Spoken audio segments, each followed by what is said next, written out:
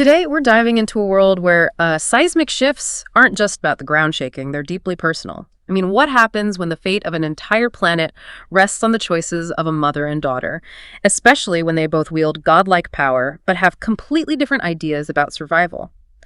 Welcome to the deep dive. Our focus today is N.K. Jemisin's The Stone Sky. It's the groundbreaking conclusion to the Broken Earth trilogy. And this isn't just standard fantasy. It's this really profound exploration of power, of justice, and, those enduring, sometimes really painful family bonds. Exactly. And our mission here for this deep dive isn't just to summarize the plot. We really want to dig into the emotional core, the philosophical heart of this massive work. We're going to unpack those intertwined fates of the main characters, dig into the ancient history that literally sculpted their broken world, and shed light on those powerful themes that stick with you long after you finish reading, really challenging you, the listener, to think about what it means to break something and then maybe try to rebuild it. Right. And for this, we're drawing on some really compelling excerpts from The Stone Sky, A World Reborn. It gives us a fantastic base for understanding this, incredibly rich and complex story. Okay, so let's start by setting the scene for this really dramatic conclusion. The story mostly happens in a place called the Stillness. It's this huge continent, just constantly scarred by devastating geological chaos. It's not just a setting, it's a world defined by these things called seasons. These aren't normal seasons, they're recurring catastrophic periods. Think volcanic ash blotting out the sun, massive quakes, total climate collapse. And in The Stone Sky, they're right in the middle of the worst fifth season ever recorded, one that's, genuinely threatening to wipe out all life. Yeah, and what's really amazing in this final book is how Jemisin deepens that world building. She reveals these layers that totally reframe everything you thought you knew. We learned about Core Point, for instance. It's not just some mysterious place on a map. It was this ancient scientific hub, where this super advanced civilization first started messing with the Earth's core power. It's steeped in the origins of why everything's so messed up, directly linked to why the moon's orbit is all wrong. But maybe the biggest reveal is Father Earth, the planet itself. Okay, wait. The Earth isn't just rock and dirt. No, not at all. It's sentient. It's conscious. And it has been unbelievably angry for millennia, driven by this deep sense of betrayal from that ancient civilization that basically tapped its core and exploited it. Wow. So the planet transforms from just the setting into an active character, a character capable of vengeance, demanding justice. That's incredible. It puts so much emotional weight behind everything. Father Earth being this vengeful force. It completely shifts the usual sort of environmental commentary into something much more visceral, like a personal betrayal, but on a cosmic level. So how do the characters deal with that? Especially Essun and Nassun, who can literally control geological forces. Androgyny, right? Androgyny, exactly. And that's right where the absolute heart of the story beats. These two Argenes, mother and daughter, are on these paths that feel separate, but you just know they're fated to collide. Essun, the mother, she's on this desperate journey, really aiming for renewal. She now commands the power of the obelisk gate. Right, the network of floating obelisks. They amplify origin power massively. But, and this is key, it comes at this terrible literal cost. Every time she uses it, she's slowly, physically turning to stone. Yeah. So her mission is urgent. Use the gate, bring the moon back into a stable orbit, and hopefully end millennia of these devastating seasons. Give humanity a real chance. Right. It's a quest really born from this deep need to heal the world, even as she herself is, breaking. And then Nassun, her daughter, her path is just such a stark contrast. It's almost heartbreakingly different. Her journey comes from this place of profound loss, total disillusionment with a world that's only ever given her pain, oppression. Yeah. She's also heading towards Core Point, but with a completely different goal in mind. Her plan, which comes from this despair that's honestly kind of understandable given everything, is to use the gate to destroy the world. Completely. Obliteration. Yeah. She believes that only by erasing everything can she actually end the cycles of suffering and injustice. It's terrifying, but we almost see her logic, given her life. Absolutely. And what's so gripping is how these two immense forces, mother and daughter, powerful but pulling in opposite directions, are destined to meet. They have to confront each other, obviously, with all the raw grief and resentment between them, but they also have to confront these ancient truths about their world, about their own powers, right there at the literal heart of the planet. Jemisin just masterfully shows that these huge world-ending conflicts often boil down not to some grand prophecy, but to the intensely personal, agonizing choices of individuals holding godlike power. The personal stakes feel just as enormous as the planetary ones. Totally. The emotional stakes for Essun and Nassun are absolutely sky high. And these choices, they're all tangled up in ancient history, right? The story finally reveals what really happened with the Syl Anagist civilization. And this isn't just like background lore, it's the origin story of the Broken Earth itself. It directly shapes the conflict they're in now. Precisely. Syl Anagist. It was this incredibly advanced sort of utopian society from way, way back. They were brilliant, no doubt. But their brilliance came with this massive dose of technological arrogance. Hubris, really. And their downfall, we find out, was a direct result of that arrogance. Crucially, they enslaved Orogins. Who they called tuners, right? Yes, tuners. They used them, exploited them for these huge energy experiments, trying to tap power directly from the Earth's core, this horrific exploitation of sentient beings, treating them like tools. That's what directly catalyzed the planet's rage. It shook Father Earth to its core and kicked off the first season, starting this endless cycle of devastation. Wow. So the suffering isn't random at all. Not at all. It's a direct consequence of that historical oppression.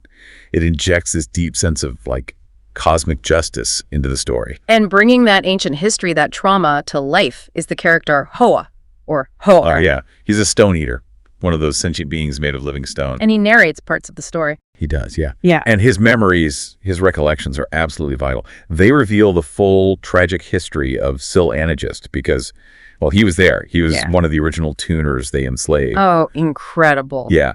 His journey across millennia, his transformation, and this deep, unwavering bond he develops with Essun. It makes him such a profoundly sympathetic figure. He provides not just crucial historical context, but just immense emotional depth. He's like a living memory of the planet's trauma. Okay, so with these immense stakes, this deep history, let's really unpack the main characters. Their changes, their evolutions, they feel like the real engine of the story. Oh, absolutely. Essun's transformation is just staggering. She starts the trilogy as this hidden origin mother, just trying to survive, keep her kids safe in a world that hates and fears her kind. By the end of the Stone Sky, she's this near immortal being, fused with the obelisk gate itself, wielding unimaginable power. But her struggle isn't just fighting Father Earth or trying to reach Nassun. It's deeply internal. The cost of her power. Exactly. The weight of saving the world versus the personal toll it takes, literally eroding her body, turning her to stone. She grapples with whether using that kind of power inevitably means losing your humanity. It's a powerful question. Can you wield that kind of power without it fundamentally changing, maybe even destroying who you are? Right. And then there's Nassun. Her arc is so complex, so shaped by just unbearable loss and betrayal. First her father, then the world. Yeah, a world that constantly punishes her just for existing. We see her mastery over Orogeny grow, which is kind of awe-inspiring in a terrifying way. But we also see her seriously contemplating destroying everything. Her pain is just so raw, so palpable. And her choices, even the most extreme one, they come from this desperate desire to end suffering. You find yourself understanding her, even if you're horrified by her goal. It's brilliant writing. It forces you to empathize, even when it's uncomfortable. Can you understand someone's journey towards destruction? Yeah. We also see Shafa evolve. Nassun's guardian. He started as this ruthless enforcer, part of the system that oppressed Orogenes. But his experiences, his bond with Nassun, they change him profoundly. He still guides her, but now he's terrified of the consequences of her power, this world-breaking power she holds. He represents a kind of potential for change, maybe, even within a broken system. I think so. Redemption, maybe? Moral reckoning, definitely. And we can't forget the Stone Eaters. Right? The beings of living stone. Yeah. Ancient, mysterious. We learn they were once human, transformed over millennia by time and conflict. Some of them end up allying with Essun and Nassun, offering their unique powers and perspectives. Others have their own agendas, totally enigmatic. They add these extra layers of complexity, reminding us that history isn't simple, it has many, many perspectives. Okay, so beyond the incredible plot, the unforgettable characters, what does it all mean?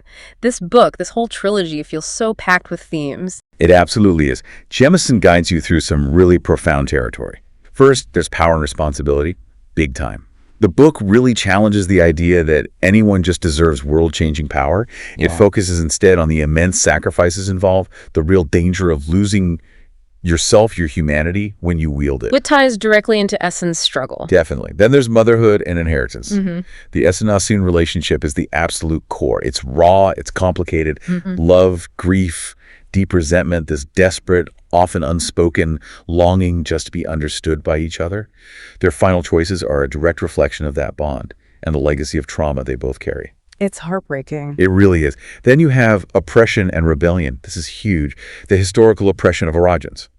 It's not just a fantasy element. It's a powerful metaphor for real-world systemic injustice, for historical violence, for how societies marginalize and exploit groups. The whole trilogy builds towards this reckoning, a demand for accountability. Right, and that connects to the planet itself. Exactly. Environmental and cosmic justice. Father Earth as a character isn't just angry. It's demanding accountability for the exploitation it suffered. The novel delivers this powerful critique not just of ecological damage, but of the sheer arrogance of civilizations that take from the planet, from sentient beings, without thinking about the consequences. It feels like a warning. About unchecked hubris, yeah. And finally, amongst all that, there's forgiveness and renewal. The end isn't just about a big confrontation. It holds out the possibility, however fragile, of reconciliation with each other, with history, maybe even with the planet itself. It asks if real healing is even possible after so much suffering. It's a lot to process. And beyond the story, Jemisin's writing style itself is so unique, it feels like another layer to the experience. Oh, completely. It's almost like a character in its own right. She uses multiple perspectives just brilliantly. For Essun, she uses second-person narration. You feel this, you do that, which creates this immediate, almost unsettling intimacy. It pulls you right into Essun's skin, makes her struggles feel incredibly personal. Yeah, that you perspective is intense. It really is. Then Nassun's story is told in the third person, which is more traditional but still deeply empathetic. You feel for her. And Hoa, the ancient stone eater, he narrates his parts in the first person I remember, giving you access to millennia of history, personal memory, often with this kind of detached wisdom that really highlights the vastness of time. So you get intimacy, empathy, and this huge historical scope all woven together. Exactly. It creates this unique texture, making the world feel both deeply personal and absolutely epic at the same time. That second person for Essun, though, it's powerful, but with the bigger picture. She handles it with incredible skill. The tone throughout is just. It's poetic, it's evocative, but it's also incredibly raw emotionally. Jemisin can shift from these deep philosophical thoughts to something really visceral, like a gut punch, sometimes in the same sentence. It keeps you balanced. She also uses nonlinear storytelling really effectively. The past isn't just info dumped. It's revealed slowly, piece by piece, and always feels thematically connected to what the characters are going through right now.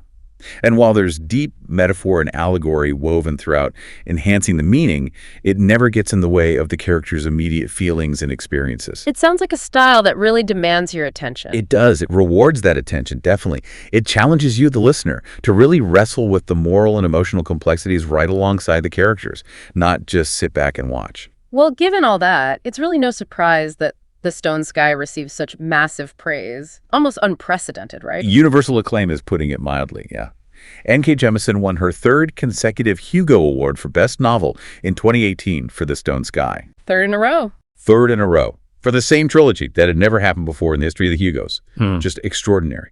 Critics, readers, everyone praised its conclusion, how emotionally satisfying it was, how thematically powerful. They loved the way it blended science fiction and fantasy elements on this huge planetary scale. And of course, Jemisin's just bold, genre-defying voice. And its impact goes beyond awards, doesn't it? Oh, absolutely. The trilogy's unflinching look at race, power, structural violence. It's had a profound influence on a whole new wave of speculative fiction that's more socially conscious. It's not just a great story. It's shown how you can explore really tough, important societal issues through fantasy and science fiction in a way that feels urgent and relevant. So it's become kind of a benchmark. Yeah, you could say that. The Broken Earth trilogy is now studied in literature courses. It comes up all the time in discussions about where the fantasy genre is going. It's definitely a landmark work. The Stone Sky really does sound like a brilliant, just heart-wrenching and ultimately transcendent conclusion. A trilogy that genuinely changed the landscape of modern fantasy. It offers not just an ending, but this deep meditation on power, on legacy, and what it really means to break a world. And then maybe, just maybe, begin to rebuild it. It's so rare for a final book to deliver on the plot promises and actually deepen the philosophical questions it's been asking all along. But The Stone Sky pulls it off, and then some. It really challenges you, the listener, to think hard about justice, about family, about our relationship with the planet we live on, all while keeping that raw, beating heart of the mother-daughter bond right at its center. It reminds us that even these massive cosmic conflicts can hinge on the most personal kinds of love and loss. And that true healing, if it's possible, often has to start by confronting the most painful truths about ourselves and our history. So as you think about everything we've unpacked today, here's a final thought to leave you with. If the Earth itself can feel rage, can demand justice for how it's been treated, what does that imply about our own responsibility towards our planet and towards our collective past? And maybe more personally, if the fate of everything depended on your deeply felt, agonizing choices, what kind of world would you choose to create, or perhaps even choose to destroy?